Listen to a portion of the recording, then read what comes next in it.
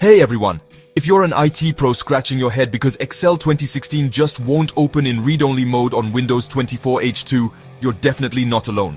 I've seen this issue popping up a lot lately, and today I'll help you get it sorted out, fast. So, here's what's happening. After updating to the 24H2 environment, some users are finding that double-clicking an Excel file doesn't open it in read-only, even when they expect it to.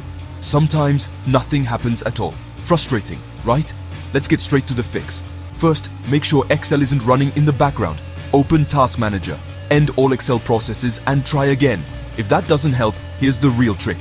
Head over to Excel, hit File, then Options, and go to Trust Center. Now, click Trust Center Settings and look for Protected View.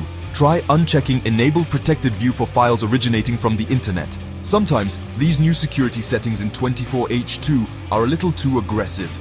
Still no luck? Right-click the Excel file, choose Properties, and check if there's an Unblock button at the bottom.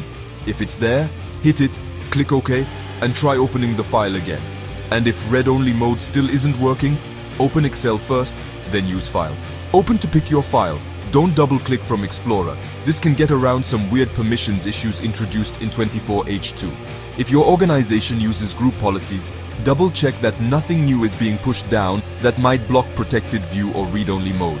So, to sum up, tweak Protected View, check for file blocking, and open files from inside Excel. One of these should get you back up and running. If this helped, drop a comment and don't forget to keep those updates rolling. Thanks for watching.